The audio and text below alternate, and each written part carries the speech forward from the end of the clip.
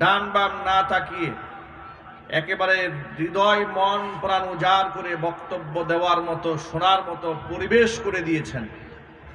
এজন্য আপনারা খুশি না বেজার? কম না বেশি? উচ্ছ্বসিত কণ্ঠে খুশি মনে মন প্রাণ উজাড় করে আল্লাহ পাকের শাহী দরবারে শুকরিয়া আদায় করছি। জবান ছেড়ে দিয়ে সকলে একযোগে বলছি আলহামদুলিল্লাহ। রব্বানা লাকাল হামদ হামদান কাসীরা তাইয়িবান মুবারাকান ফীহি রব্বানা লাকাল হামদু কামা ইয়ানবাগি লিজালালি ওয়াজহিকা ওয়া আযীমি সুলতানিকা। আল্লাহ রাব্বুল আলামিন আজকের এই দোয়া মাহফিলকে কবুল করুন। বৈষম্য বিরোধী ছাত্র জনতা তারা যে ত্যাগ এবং কোরবানি দিয়েছেন, দিয়ে যাচ্ছেন, আল্লাহ পাক এর সাথে সম্পর্কিত সংশ্লিষ্ট প্রত্যেকটা ব্যক্তিকে দুনিয়া এবং আখিরাতে আল্লাহ পাক আরো অনেক বেশি সম্মানিত করুন। এলাকার উলামা ইকরাম তত্ত্বাবধান করেছেন, এলাকাবাসী সহযোগিতার হাত বাড়িয়ে দিয়েছেন। বিভিন্ন জায়গায় আমরা দেখেছি কনসার্টের মাধ্যমে বন্যা ক্ষতিগ্রস্ত ব্যক্তিদের সাহায্য তোলা হয়েছে। কিন্তু দেখুন, বন্যা একদিক থেকে একটা পরীক্ষা। এগুলো কেন আসে? আল্লাহর পক্ষ থেকে আসমান জমিনের যত পরীক্ষা আসে, সেটা হোক আযাব হিসেবে আসুক কিংবা ইমতিহান হিসেবে আসুক, এটা আমাদের হাতের কামাই করা ফসল। আজকে যে সৃষ্ট বন্যা হয়েছে, এটা হচ্ছে বিগত স্বৈরাচারীর সাথে আমাদের শত্রু রাষ্ট্র ভারতের যে সম্পর্ক ছিল, ওই সম্পর্কের মধ্যে টানাপোড়া শুরু হওয়ার কারণে এই বন্যা তৈরি হয়েছে। সুতরাং যেহেতু এই সমস্ত কাজ আসে আমাদের নিজেদের কর্মকাণ্ডের কারণে, আসমান থেকে যদি সঠিক ফয়সালা আমরা করাতে না পারি, তাহলে জমিনে ফয়সালা হবে না। বন্যায় যে মানুষগুলো ক্ষতিগ্রস্ত হয়েছে, তারা তো অনেক মুসিবতের সম্মুখীন হয়েছে, রাষ্ট্র মুসিবতের সম্মুখীন হয়েছে। এখন তাদের সহযোগিতা করার জন্য যদি আরেকটা নাফরমানির রাস্তা খুলে দেওয়া হয়, যে নাফরমানি করেছিল স্বৈরাচারীরা, মানুষের হক নষ্ট করেছে, অসংখ্য মানুষের অধিকারকে হরণ করেছে, সেই অধিকার হরণ করার কারণে যখন এই দেশের ছাত্র জনতা বা জনসাধারণ রক্তক্ষয়ী সংঘর্ষের মাধ্যমে জীবন বিলিয়ে দিয়ে পঙ্গুত্ব বরণ করে এই দেশ যখন স্বাধীন করেছেন, সেই পাপের প্রায়শ্চিত্ত ভোগ করতে হয়েছে। জালেম সরকারের প্রায়শ্চিত্ত ভোগ করে এই বন্যা আমাদের পোহাতে হয়েছে। এখন আবার যদি এদেশের মানুষ গান বাজনার আয়োজন করে, কনসার্ট করে, এটা তো আরেকটা পাপ হবে। এবার এসছে ভারত থেকে, আর আমরা যদি অন্যায় করি, এবার আযাব আসবে আসমান থেকে। কথা বলতে হবে, ঠিক কিনা? বৈষম্য বিরোধী ছাত্র জনতারা তারা ওলামাদের পরামর্শ গ্রহণ করেছেন, তারা দোয়ার আয়োজন করেছেন, তহবিল কালেকশন করেছেন। আপনারা সামনে আরো তাদের এই দান অনুদানের মধ্যে সকলেই অংশগ্রহণ করবেন ইনশাআল্লাহ। আল্লাহ পাক যেন তাদের এই প্রচেষ্টাকে কবুল করেন, মঞ্জুর করেন। চিৎকার দিয়ে কোন আল্লাহুম্মা আমিন। বাংলাদেশ দ্বিতীয়বারের মতো স্বাধীন হয়েছে, স্বাধীনতার স্বাদ আমরা গ্রহণ করছি। একটু চিৎকার দিয়ে এই খোলা আকাশের নিচে মহান মনিবের প্রশংসা করছি, চিৎকার দিয়ে বলছি আলহামদুলিল্লাহ।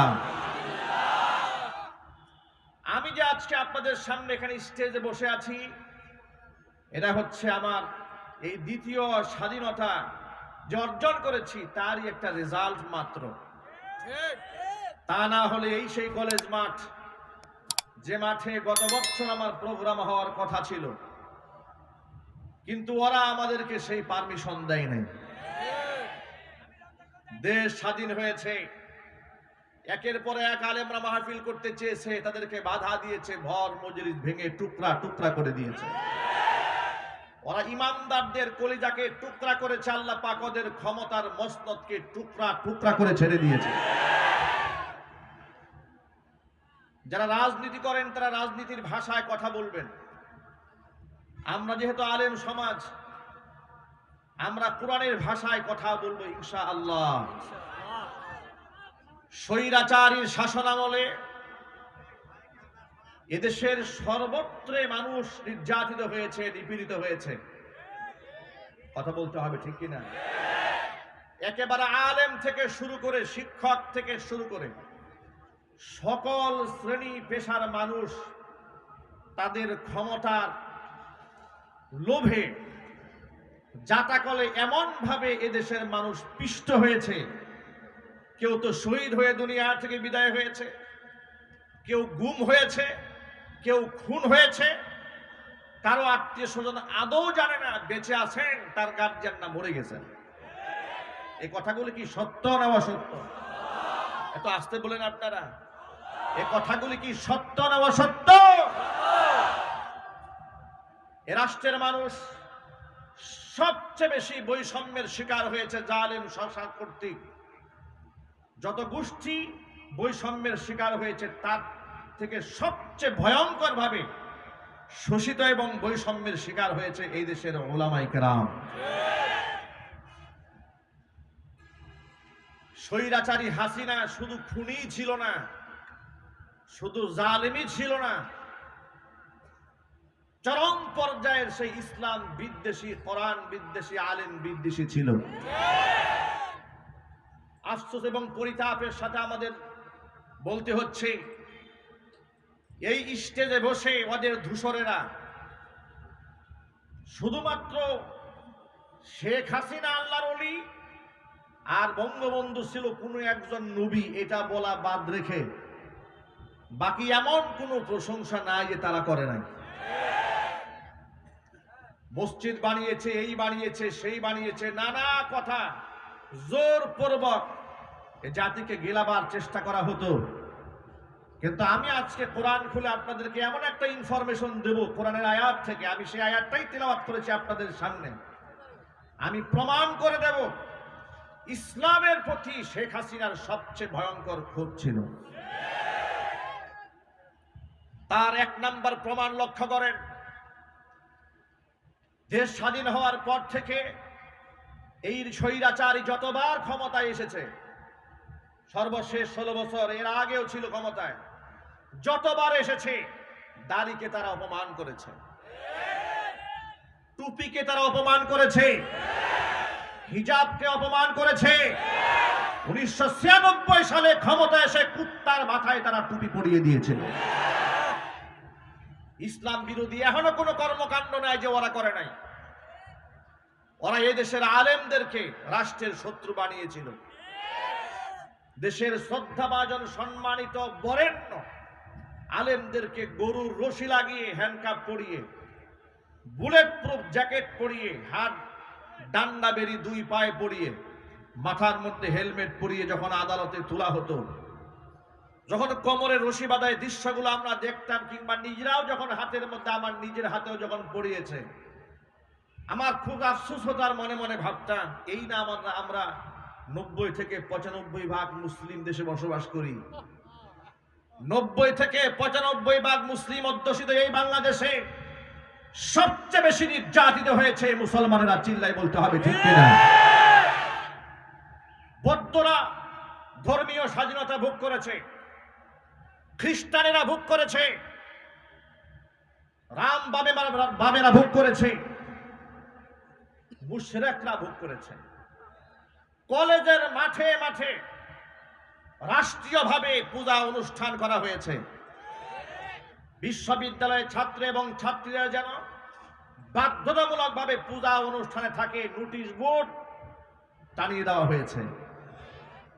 পক্ষান্তরে ওই একই মাঠে যখন কোরআনে কারীমের আয়োজন করা হতো, সেখানে 144 ধারা তারা জারি করে দিত।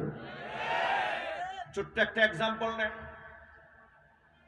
গাজীপুরের রাজবাড়ী জেলা ঈদগাহ ময়দান, এই ঈদগাহ ময়দানে কি না হয়, এখানে কি না হয়, খেলা থেকে শুরু করে, মেলা থেকে শুরু করে নাচ গান থেকে শুরু করে, কনসার্ট থেকে শুরু করে, রাজনৈতিক মঞ্চ থেকে শুরু করে সব এখানে হয়।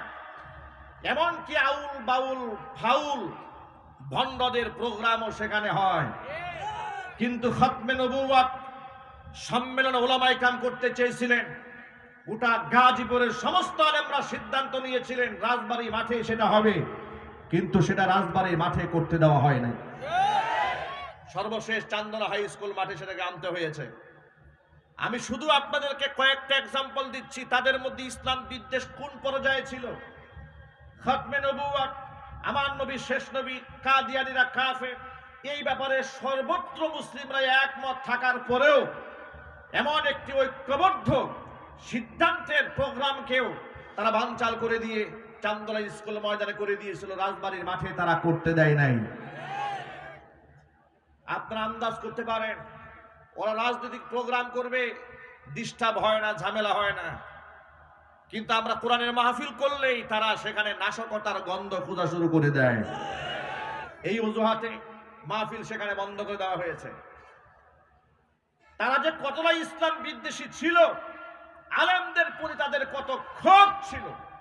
দেশের শ্রেষ্ঠ আলেমদেরকে কারাগারে নেওয়ার পরে তাদের পুতুল ধর্মমন্ত্রী জাতীয় সংসদে দাঁড়িয়ে বলেছে কোনো হক্কানি আলেমকে গ্রেফতার করা হয় নাই, যাদেরকে গ্রেফতার করেছে তারা সব ধর্ম ব্যবসায়ী।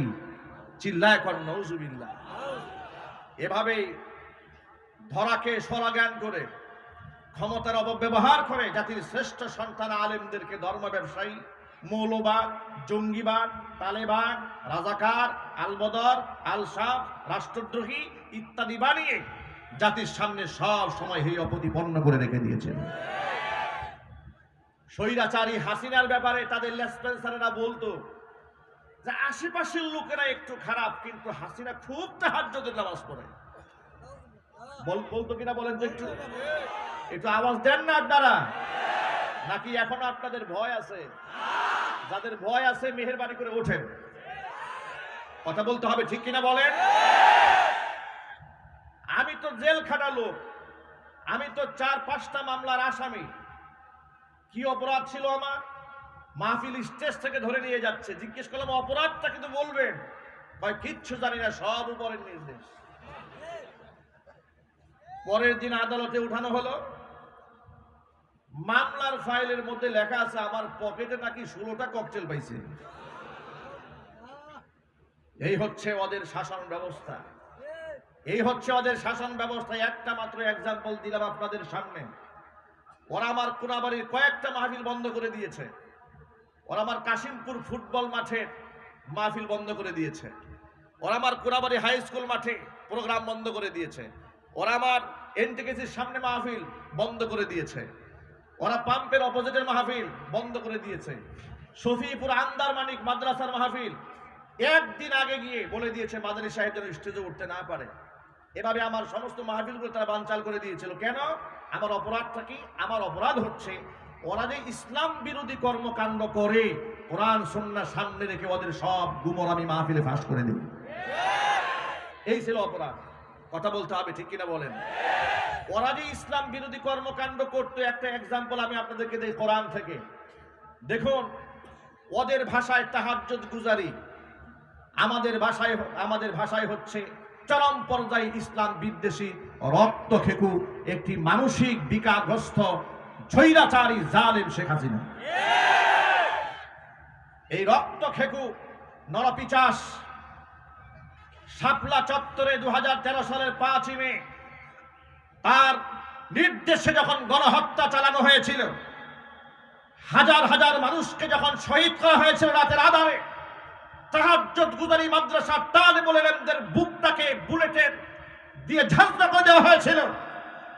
সে জাতীয় সংসদে দাঁড়িয়ে বলেছিল হেফাজতের লোকদেরকে একটা গুলির ঘটনা ঘটে নাই, গায়ের মধ্যে রং মেখে তারা অভিনয় করেছিল।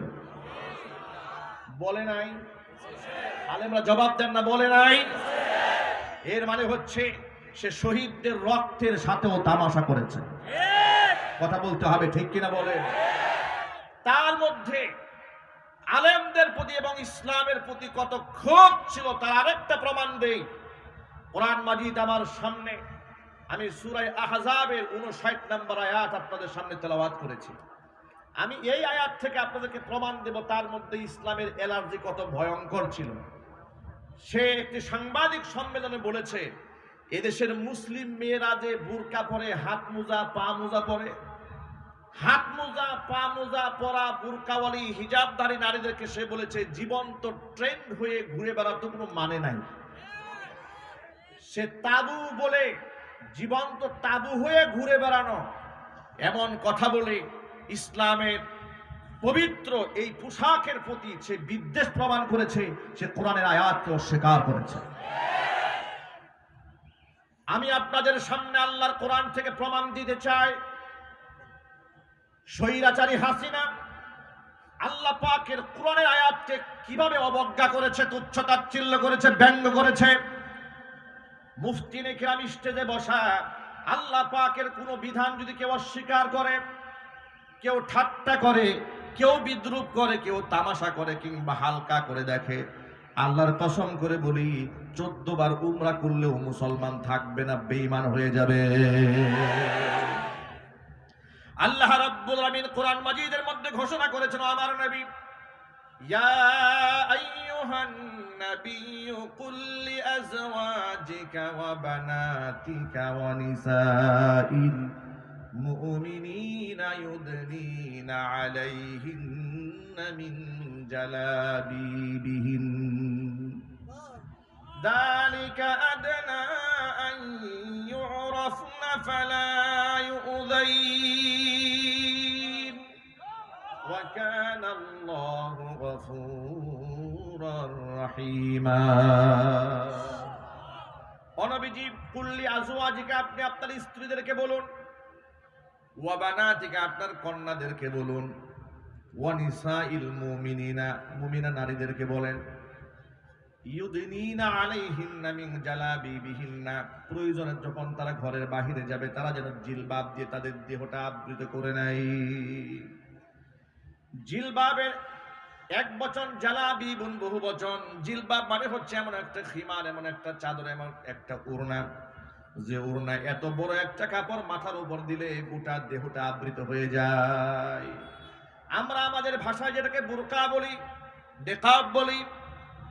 আল্লাহ পাক নিজে আবার ঘোষণা দিচ্ছেন, কেন এই কথা বললাম শোনো, যালিকা আদনা আন ইউরাফনা ফালা ইউযাইন, যাতে করে এরা স্বাধীনা মুসলিম রমণী অমুসলিমদের থেকে এই মুসলিম রমণীরা যেন আলাদা হয়ে যায়, আলাদা ভাবে তাদের চেনা যায়। এটা হচ্ছে তাদের একটা আইডেন্টিটি। জোরে বলুন সুবহানাল্লাহ। অর্থাৎ বুরকা পরা নারীদেরকে দেখলেই যেন এটা আইডেন্টিফাই করা যায় যে এটা একটা মুসলিম রমণী।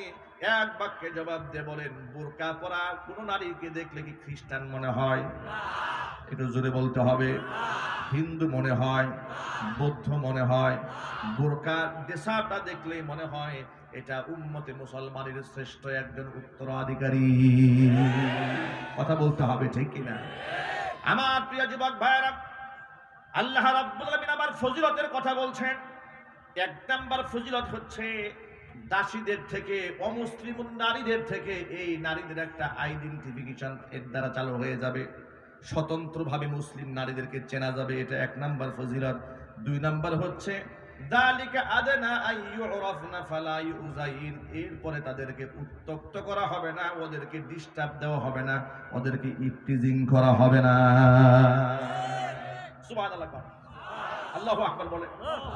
এরা ইফটিজিং এর সম্মুখীন হবে না যদি এই ফর্মুলা সে গ্রহণ করে নেয়। এরপর আল্লাহ পাক বলেন, যালিকা আদনা আন ইউরাফনা ফালা ইউযাইন ওয়া কানা আল্লাহু গফুরার রহিমা, আমি আল্লাহ তাআলা ক্ষমাশীল, অতীব দয়ালু। এর মানে এই বয়ান শোনার আগ পর্যন্ত যে সমস্ত আমার মা বোনেরা বুরকা পরে নাই, নিজেকে আবৃত রাখে নাই, নারী উন্নয়নের নামে, নারী স্বাধীনতার নামে, নারী ক্ষমতায়নের নামে এই সমস্ত জাহেলার মূর্খরা, কাফের বেঈমানদের দালালেরা আমার মা বোনদেরকে ধর্ষিতা বানিয়েছে, লাঞ্ছিতা করেছে, অপমানিত করেছে, সম্মান দিতে পারে নাই। কথা বলতে হবে, ঠিক কিনা বলেন? আশ্চর্যের ব্যাপার দেখেন, যে নিকাবের কথা, বুরকার কথা, হিজাবের কথা হুকুম করলেন স্বয়ং আল্লাহ রাব্বুল আলামিন। এই আয়াতের তাফসিরে ইবনে মাসউদ রাদিয়াল্লাহু তাআলা আনহু বলেছেন, এমন একটা পোশাক এখানে পড়তে হবে।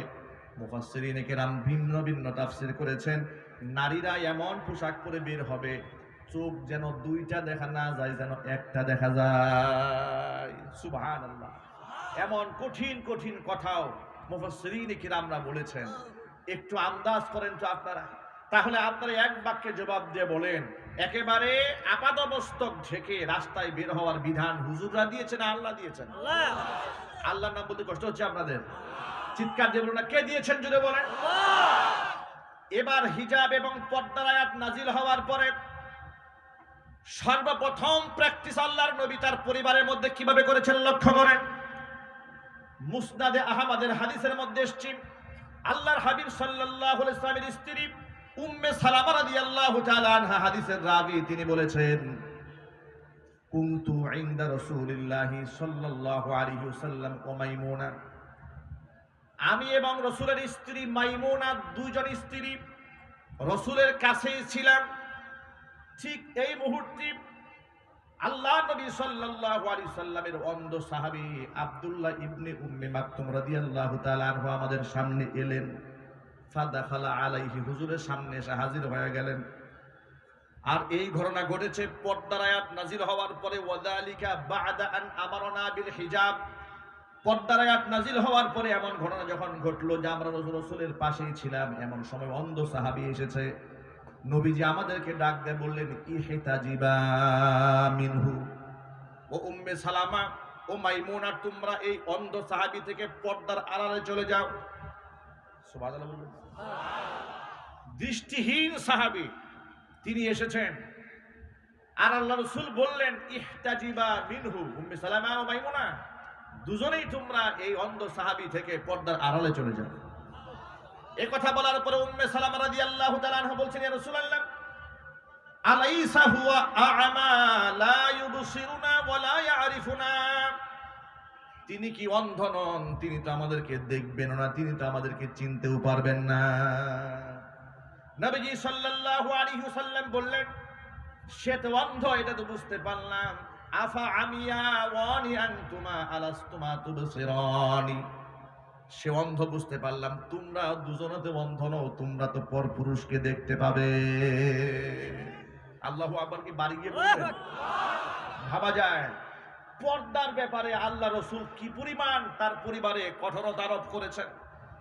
অন্ধ সাহাবী, যে সাহাবী রাসূলকেও দেখতে পাচ্ছেন না, বিবিদেরকেও দেখতে পাচ্ছেন না, হুজুর বললেন ইহতাজিবা মিনহু, স্ত্রীরা বললেন, কেন আমরা পর্দার আড়ালে যাব? সে তো আমাদেরকে দেখবেই না। রাসূল বললেন, আফা আমিয়া ওয়ানি আনতুমা, তোমরা কি অন্ধ নাকি? লা তুবসিরানি, তোমরা দেখতে পাবে না তাকে? আল্লাহু আকবার বলেন। পর্দার ব্যাপারে এক চুল পরিমাণ ছাড় দেন নাই নিজের স্ত্রীদেরকে। আলেমদের দায়িত্ব হচ্ছে আল্লাহর নবীর এই সমস্ত হাদিসগুলো সমাজে প্রচার করা। আলেম ওলামাদের দায়িত্ব হচ্ছে সমাজ প্রেক্ষাপটে কোরআনে কারীম এবং রাসূল পাক সাল্লাল্লাহু আলাইহি সাল্লামের পবিত্র জীবন থেকে আমল নিয়ে সমাজের মধ্যে প্রচার করা, প্রসার করা। কথা বলতে হবে, ঠিক কিনা? এটা আলেম ওলামাদের নীতি এবং নৈতিকতার দায়িত্ব। আলেমরা যদি এটা না করে, কিয়ামতের দিন আলেমদেরকে আল্লাহর আদালতে আসামি হয়ে যেতে হবে। যেখানে আল্লাহ পাক পর্দার ব্যাপারে কঠোরতা আরোপ করলেন, আল্লাহ রাসূল যেখানে পর্দার ব্যাপারে মারাত্মক কঠোরতা অবলম্বন করেছেন, এখন একজন আলেম হিসেবে তো আমরা আপনাদেরকে হিজাবের কথা বলবো, নিকাবের কথা বলবো, হাত মোজার কথা বলবো, পা মোজার কথা বলবো। এখন হাত মোজা, পা মোজা পরে আপাদমস্তক ঢাকার নির্দেশ দিলেন স্বয়ং আল্লাহ রাব্বুল আলামিন। আর হাসিনা এটা নিয়ে তামাশা করে বলেছে, জীবন্ত ট্রেন হইয়া ঘুরে বেড়ানোর কোনো মানে নাই। সেমন তাহাজ্জুদ গুজারি ছেলে বিবাহ করায় খ্রিস্টান দিয়া। আওয়াজ নাই, মুখে আওয়াজ নাই। সেমন তাহাজ্জুদ গুজারি ভারতের দাদা বাবুদের কাছে গেলে মন্দিরে গিয়া তিনি প্রতিমার সামনে গিয়া সেখানে গিয়া ফুল দেন। এর মানে তিনি বাংলাদেশে রোজা করেন, হিন্দুস্তানে গিয়া পূজা করেন। কথা বলতে হবে, ঠিক কিনা বলেন? তাহলে এর দ্বারা প্রমাণ হয় শেখ হাসিনা ধার্মিক ছিল না, তার চাইতে এই জাতির মধ্যে আর কেউ ছিল না।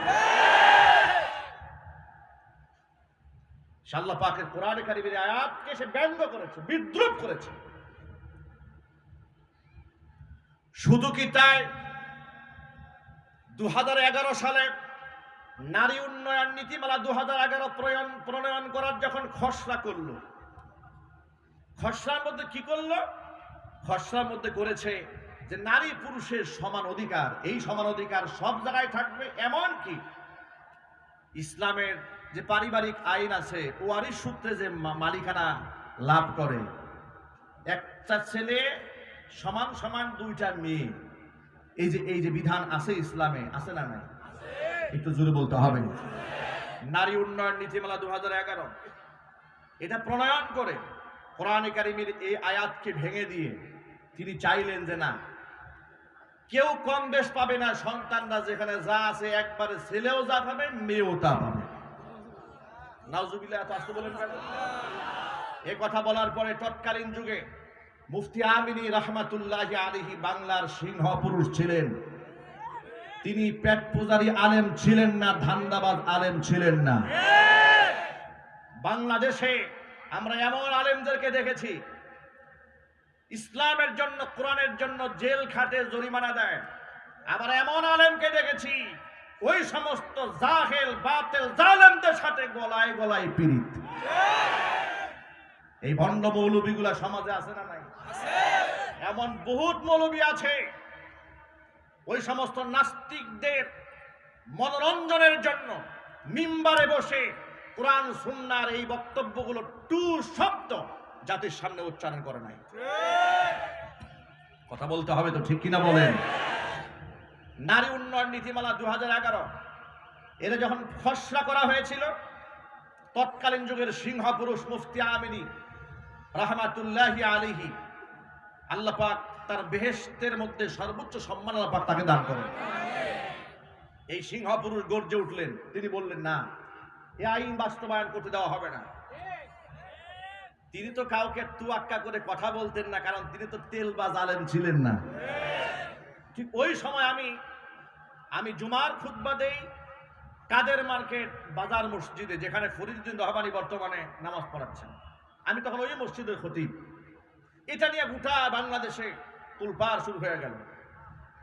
মুফতি আমিনী রহমাতুল্লাহি আলাইহি তখন বললেন কোরআন শরীফের আয়াত দিয়া যে আল্লাহ রাব্বুল আলামিন সূরা নিসার 11 নম্বর আয়াতে বলেছেন, ইউসিকুমুল্লাহু ফি আওলাদিকুম লিযযাকারি মিসলু হাযযিল উনসায়াইন। তিনি বললেন, আল্লাহ পাক বলেছেন, আল্লাহর নির্দেশ তোমাদের সন্তানদের মিরাস সম্পদ বন্টন করার ক্ষেত্রে লিযযাকারি মিসলু হাযযিল উনসায়াইন, একটা পুরুষ পাবে দুই নারীর সমান। সুবহানাল্লাহ। এই কথার ব্যাখ্যা আপনাদের বুঝাতে হলে, একটু বুঝতে হলে একটু ব্যাখ্যা করে বলতে হবে, তাহলে আপনারা খুব সহজে বুঝবেন। আচ্ছা, নারীরা যা পাবে একটা ছেলে তার দ্বিগুণ পাবে, এটা করে কি আল্লাহ পাক নারীদের উপর জুলুম করেছেন? একটু জোরে বলতে হবে।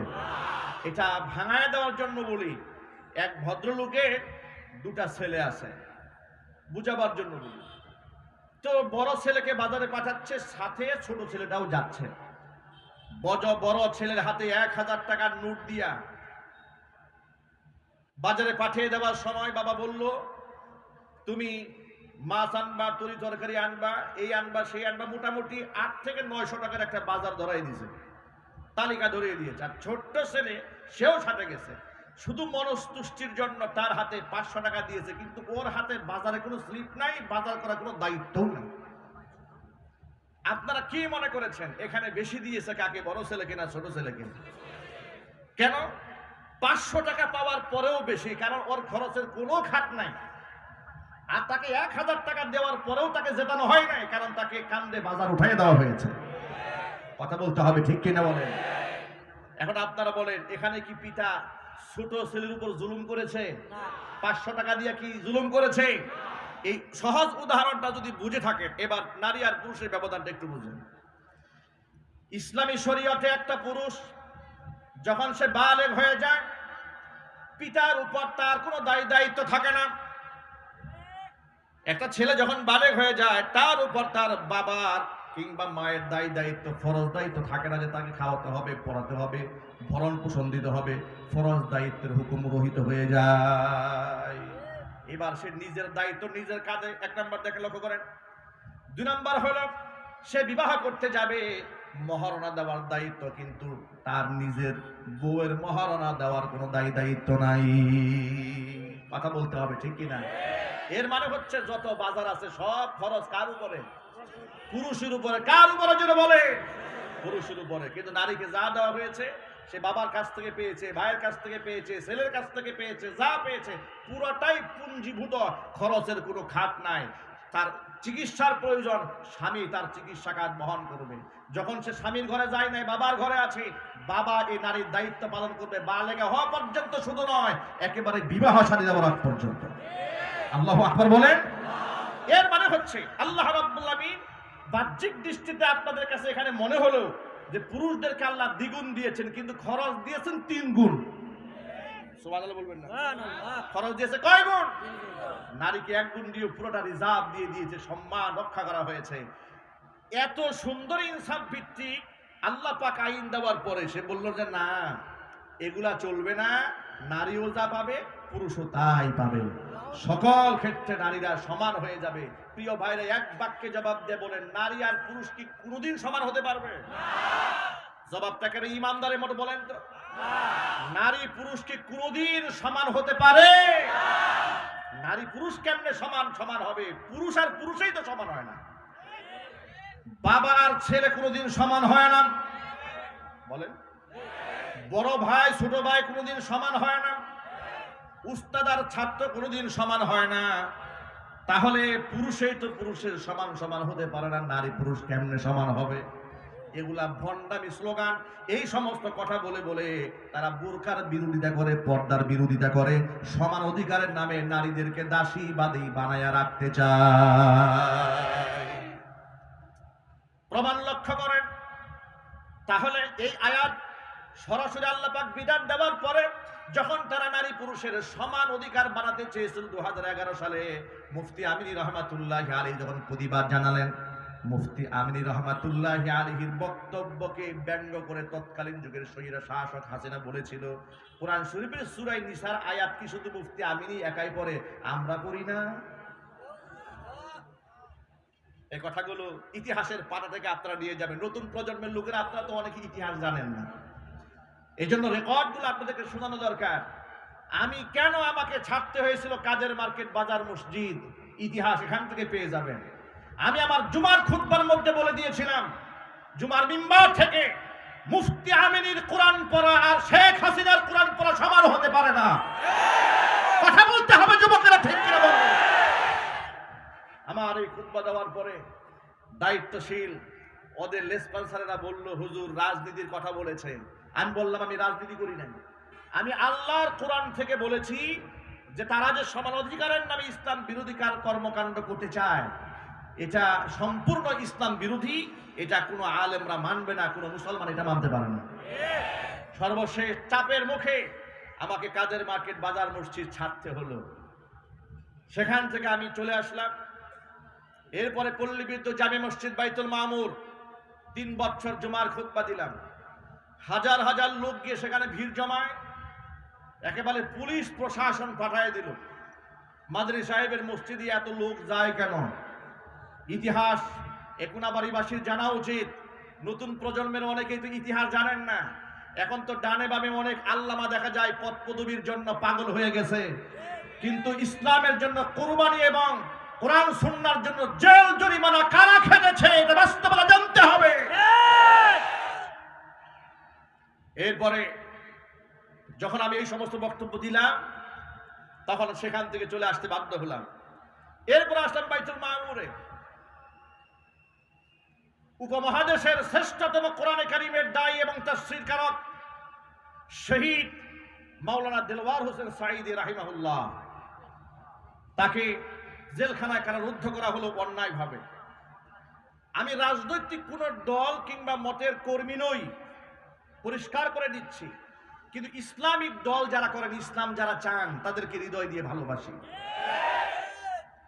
যার দ্রোণার আলেম হিসেবে যাদের অবদান আছে ইসলামে, যাদের অবদান আছে কোরআনে, যাদের অবদান আছে ইসলামের প্রচার এবং প্রসারে, তাদের প্রতি আমাদের ভক্তি, ভালোবাসা, শ্রদ্ধা তো সীমাহীন।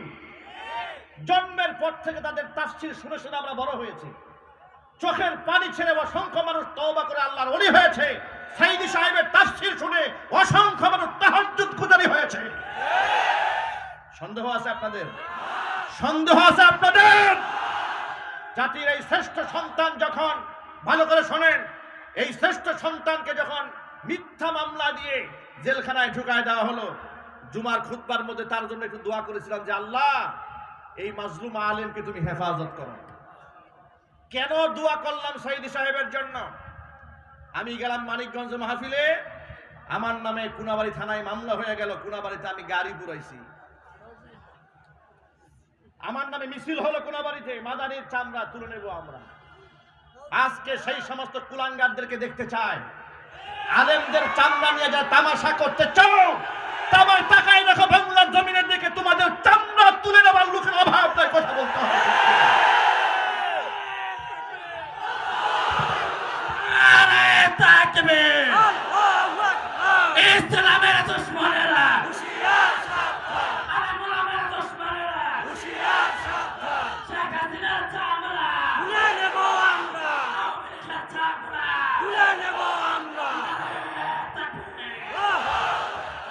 আমি কেন একজন মরহুম এবং কেন একজন মাজলুম আলেমের জন্য দোয়া করেছি, এটা ছিল আমার অপরাধ।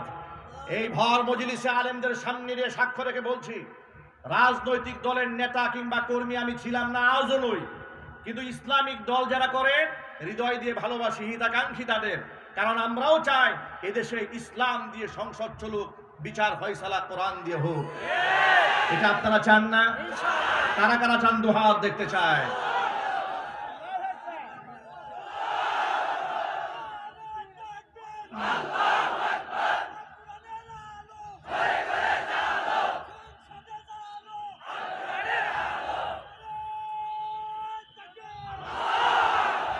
আপনাদেরকে বার্তা দিয়ে দেই, এরপরে আমার পুরা মসজিদ পুলিশ দিয়ে ঘেরাও দেওয়া হলো। আমাকে মসজিদের এখানে অনেক প্রেজেন্ট মুসল্লি আছেন যারা সেদিন ছিলেন, স্টেজে অনেক আলেম ওলামারা আছেন, সেই মসজিদ কমিটির সদস্যরাও এখানে আছেন। এরপরে সেখানে বলা হলো যা মাদানী সাহেবকে বাহিরে আসতে বলেন। মুসল্লিরা বলল কেন বাহিরে যাবেন? প্রশাসনের কোনো কথা থাকলে মসজিদের ভিতরে গিয়ে বলুন। সর্বশেষ চাপাচাপিতে এখানে আমার আর থাকা হলো না, আমি এখান থেকে চলে গেলাম। আল্লাহ পাকের ফয়সালা হলো এর থেকেও বড় মসজিদ বুধবাজার কেন্দ্রীয় যায় মসজিদের খতিব আল্লাহ আমাকে বানাই দিলেন। আবার শুরু হলো কোরআন সুন্নাহর বক্তব্য দেওয়া। এই বক্তব্যের ব্যাপারে কোনো আপোষ না করার কারণে হঠাৎ করে তারা মিথ্যা মামলায় আমাকে ফাঁসিয়ে এরপর আমাকে কারারুদ্ধ করে দিল। জিজ্ঞেস করলাম কেন, কি হয়েছে? বলে সব হচ্ছে উপরের নির্দেশ। আমরা বলি তোমরা উপরের নির্দেশ বলতে মৎখর জেনাকাল লম্পটদেরকেই বুঝাও। একটু জুড়ে বলতে হবে, ঠিক কিনা? ওদের উপরে যারা থাকে ওরা যে লম্পট বদমাশ, আপনাদের সন্দেহ আছে? চিল্লাই বলতে হবে সন্দেহ আছে। আমি খতিয়ান নাম্বার বলতে পারবো, ওদের চরিত্রের কোনো বালাই নাই। আমি গাজীপুরেও দেখেছি এদের ভিডিও ক্লিপ, এদের ওখানে যখন মিডিয়াতে প্রচার হয়েছে তখন তারা বড় বড় নেতা হয়ে গিয়েছে। মনে রাখবা, তোমরা মৎখর জেনাকাল লম্পটদের কথায় যদি উপরের মহলের নির্দেশ বলে জমিনের মধ্যে জুলুম করতে পারো, তাহলে এর থেকে উপরে আল্লাহর নির্দেশে ফাঁসির মঞ্চে উঠতে রাজি আছি, বাতিলের সামনে আপোষ করতে রাজি নই।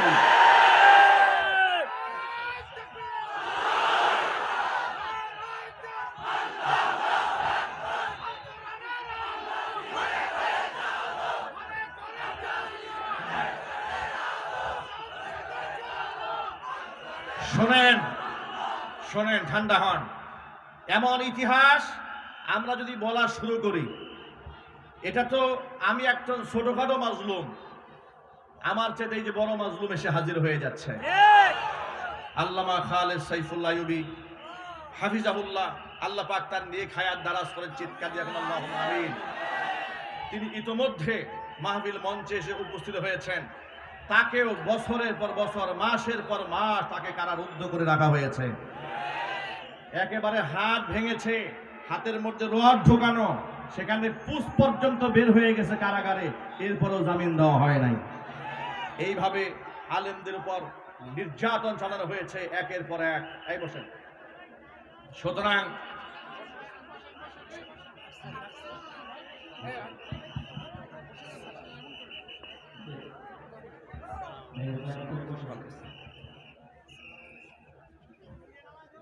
বসেন, বসে পড়েন। হুজুর অবশ্যই মূল্যবান কথাবার্তা বলবেন। হুজুরে কত হুজুর বলতে পারবেন না, আমি কিছু বলি, কথা বলবেন। আপনারা কি বেশি বিরক্ত হচ্ছেন? কষ্ট কি বেশি লাগতেছে? লোকেরা ভালো করে শোনেন, ভালো করে শোনেন। এরপরে এইভাবে তারা একের পর এক কোরআন সুন্নাহ বিরোধী কার্যক্রম চালাতে শুরু করলো। আলেম ওলামাদের ব্ল্যাক লিস্ট তৈরি করলো গোটা বাংলাদেশে। নাস্তিকদের মাধ্যমে আলেমদের ব্ল্যাক লিস্ট তৈরি করলো। দেশের শীর্ষস্থানীয় 116 জন স্বনামধন্য আলেমদের নামে তালিকা তৈরি করলো সাবেক বিচারপতি কালা মানিকের মাধ্যমে। একটু জোরে বলতে হবে।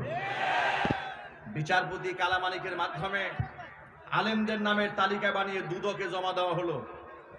যেই সমস্ত আলেমদের সম্পদ খতায়ে দেওয়া হোক, দেখা হোক। আচ্ছা প্রিয় ভাইরা, আপনারা এক বাক্যে বলেন, আলেমরা এত নির্যাতিত, নিপীড়িত, মাজলুম এ মাটিতে হয়েছে, আলেমরা কি দেশ ছেড়ে পালিয়ে গেছে? আর একটু জোরে বলতে হবে। দেশ ছেড়ে পালিয়ে গেছে। কারণ আলেমরা দেশকে ভালোবাসে, আলেমরা ইমানদার, তাদের মধ্যে সৎ সাহস আছে যে আমাদের তদন্ত করলে বেশি দূর তোমরা যেতে পারবা না। কিন্তু ওরা কেন পালিয়েছে জানেন? ওরা এই জন্য পালাচ্ছে, ওরা জানে ওরা এক একজনে এই পরিমাণ অপরাধ করেছে। আমি কিছুদিন আগে ফেসবুকে এক স্ট্যাটাসে বলেছি যে এই স্বৈরাচারী হাসিনা যে অপরাধ করেছে, যে পরিমাণ পাপ সে করেছে এবং তার সহযোগীরা করেছে, পৃথিবীর সমস্ত বিচারক এবং সমস্ত আদালত মিলেও যদি তার সেই পাপের প্রায়শ্চিত্ত দেওয়ার জন্য সবচেয়ে কঠিন রায় মৃত্যুদণ্ডও দেয়, সেই মৃত্যুদণ্ডও হবে হাসিনার কৃত অপরাধের তুলনায় একেবারে হালকা শাস্তি। আমি কি ভুল বলেছি? আরো জোরে বলেন। পৃথিবীর সব বিচারকরা মিলে যদি শেখ হাসিনা তাকে যদি একেবারে ইনসাফপূর্ণ একটা রায়ও দেয়, একবারে সঠিক বিচার করাও যদিও করে, একেবারে মৃত্যুদণ্ডও যদি দিয়ে দেয়, ওর যে পাপ করেছে সেই পাপের প্রায়শ্চিত্ত হবে না। কেন হবে না আপনাদেরকে সহজে বুঝাই বলি। আচ্ছা, একটা মানুষ হত্যা করলে আপনি তারে হত্যা করলেন, সমান সমান হয়ে গেল। শেখ হাসিনা কি একটা মানুষ মেরেছে? একটু জোরে বলতে হবে। তাহলে এই হাজার মানুষ মারার বিনিময়ে একটা জান আপনি হাসিনা নিলেন, তো আপনার কেমনে ইনসাফ হইল? গেল একটা। আয়না ঘরে রেখে ফিরাউন এবং নমরুদ যা করে না, এই শেখ হাসিনা তা করেছে। মানুষ কেমন পাশবিক নির্যাতন করেছে। এক একজনের বক্তব্য শুনলে, যাদের সাথে রক্তের কোনো কানেকশন নাই, শুধু কথা শুনলে চোখ থেকে অঝরে পানি ঝরতে থাকে। আয়না ঘরে রেখে লা ইয়ামুতু ওয়া লা ইয়াহইয়া, জাহান্নামের মতো এরা না বাঁচবে না মরবে। এদেরকে মারাও হয় না, বাঁচিয়েও রাখা হয় না, এমন নিদারুণ কষ্ট দিয়েছে। এই পাপের শাস্তি আপনি কেমনে দেবেন? যে ইলিয়াস আলীর কথা আপনারা শুনেছেন, গুম করেছে, খুন করেছে, সেই ব্যক্তির আত্মীয় স্বজনকে দেখে আবার তার স্ত্রীর সাথে গলায় গলি ধরে কান্নাকাটি করে। এত বড় অভিনেত্রী গোটা জাতির সাথে সারা জীবন তসবিহ নিয়ে হিজাব পরে শুধু তামাশা করেছে, নাটক করেছে। কোরআন কারীমের ময়দানগুলোকে তারা কলঙ্কিত করে ছেড়ে দিয়েছিল। একে জামাত, একে শিবির, এ তালেবান, এ জঙ্গি, এ রাজাকার, এ আলবদর, এক একজনকে শায়েস্তা করার জন্য এক একটা হাতিয়ার তারা গ্রহণ করেছিল। আল্লাহ পাকের লানত ওদের উপরে এমন ভাবে বর্ষিত হয়েছে, মরহুম সাইদি রাহিমাহুল্লাহ সেই কথাটাই মনে পড়ে, সময় আসবে এমন ইঁদুরের গর্ত পাবা না পালাবার জন্য। তাই হয়েছে, ওরা ইঁদুরের গর্ত পাই নাই পালাবার জন্য। কথা বলে মুসলমান, ঠিক কিনা বলে? সুতরাং আপনাদেরকে অভয় দিয়া বলি, কোরআনের ময়দান আল্লাহ পাক আমাদের জন্য ওপেন করেছেন। যতদিন এই পৃথিবী থাকবে, জমিন থাকবে, কোরআনের ময়দান উন্মুক্ত থাকবে। ইনশাআল্লাহ বলেন। কোন জালেম যদি এই ময়দান নিয়ে ষড়যন্ত্র চালাতে চায়, বৈষম্য বিরোধী ছাত্র আন্দোলনের ছাত্র সমাজ থেকে শুরু করে সাধারণ জনতা যেভাবে রাজপথে ঝাঁপিয়ে পড়েছিল, আলেমরা মাদ্রাসার ছাত্র যেমন ভাবে জীবন দিয়েছিল, আবারও জীবনের ঝুঁকি নিয়ে সেই জালেমকে শায়েস্ত করার জন্য প্রস্তুত থাকতে হবে। আপনারা কি রাজি আছেন? কারা কারা রাজি আছেন? দু হাত দেখতে চাই। নারায়ে তাকবীর। প্রিয় ভাইরা, আগামীর বাংলাদেশ ইসলামের দিকে যাচ্ছে ইনশাআল্লাহ। আপনাদেরকে ছোট্ট একটা আভাস দেই, আমরা মাঠে ময়দানের লোক, মানুষের চোখের ভাষা আলহামদুলিল্লাহ আমরা বুঝি। মানুষ মুখে না বললেও তাদের কথা আমরা মোটামুটি আন্দাজ করতে পারি। টেকনাফ থেকে তেতুলিয়া, রূপসা থেকে পাথুরিয়া পর্যন্ত দৌড়ে এদেশের মানুষের হৃদয়ের ভাষা যতটুকু বুঝতে সক্ষম হয়েছি, তারা এই দেশে আর কোনো তন্ত্র মন্ত্র দেখতে চাচ্ছে না। তারা এখন খেলাফত দেখতে চাচ্ছে। এই কোরআনের রাজ এ মাটির মধ্যে তারা দেখতে চাচ্ছে। চাঁদাবাজ যাবে, চাঁদাবাজ আসবে, মাস্তান যাবে, মাস্তান আসবে। এই ধরনের শাসন ব্যবস্থা এই দেশের মানুষ আর দেখতে চায় না। আর কোন জেনাকার লম্পটের পেছনে দেশের মানুষ দৌড়াবে না, কোন সুদখোরের পেছনে দৌড়াবে না, ঘুষখোরের পেছনে দৌড়াবে না। যারা ফ্যাক্টরি দখল করে, হল দখল করে, টেন্ডারবাজি করে, চাঁদাবাজি করে, এদের পিছনে মুসলমান আর দৌড়াবে না। আলেমদের নেতৃত্বে আল্লাহর কোরআনের রাজ কায়েম করতে প্রস্তুত কারা কারা আছেন? দু হাত দেখতে চাই।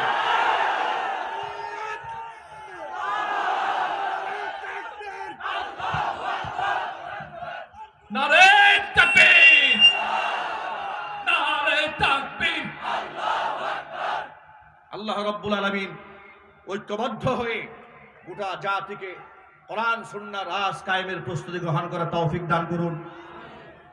যে কথাগুলো বাকি আছে ইনশাআল্লাহ পরবর্তী কোনো এক প্রোগ্রামে মনের সেই বাকি কথাগুলো উপস্থাপন করব ইনশাআল্লাহ। ওমা তাওফীকি ইল্লা বিল্লাহ, আলাইহি তাওয়াক্কালতু ওয়া ইলাইহি উনীব। সুবহানাকা লা